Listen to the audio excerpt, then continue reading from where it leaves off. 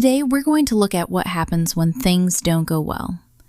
I wanted to paint a watercolor capturing a stone lion on the steps in a park in Kittsee, Austria, near the baroque Schloss Kittsee, dating back to the 17th and 18th centuries.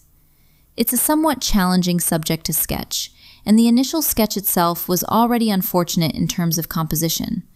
The lion sits too far to the left, and there's nothing happening on the right. While sketching, I was hoping that an interesting shrub and maybe a nice sky on the right would balance the asymmetry in visual weight, where the left side carries everything and the right side carries nothing. I started by painting the stone base of the lion and the steps, then the green background suggesting grass, then the sky on the right. Gradually, I added detail to the lion sculpture as well. The darker values came last.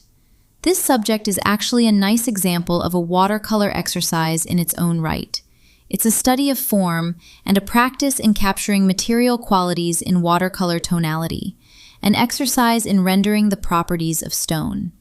It's a difficult subject to paint, but a painting like this is more of a study than something you'd want to hang on your wall.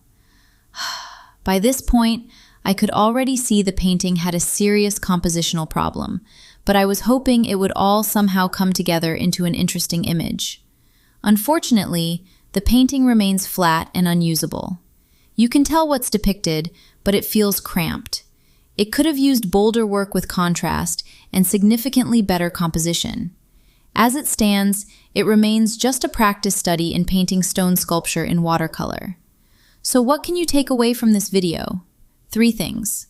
First, sketch more, paint later. 5 minutes of preparation with a pencil can save you hours of frustration. I myself often forget this, and by then it's too late. Draw 2 or 3 small thumbnail rectangles and quickly block in the main shapes. You'll see the composition before you ever wet your brush.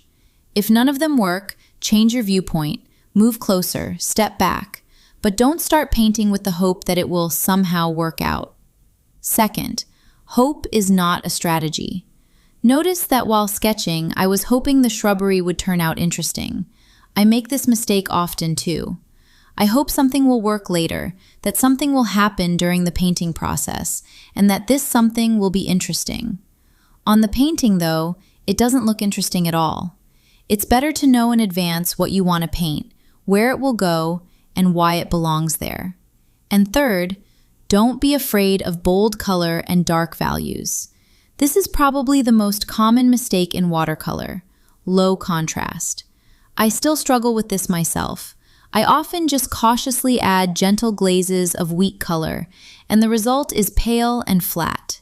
It's the confident brushstroke, the bold color, the dark passages. That's what separates light from shadow and gives objects volume. That's all for today. Thank you for watching. And with that, I'll go quietly curl up in a corner with my shame over this failed painting. Take care and keep your fingers crossed that the next one turns out more interesting. Thank you for watching. What did you enjoy about this piece, or what would you change? I'd love to hear your thoughts in the comments.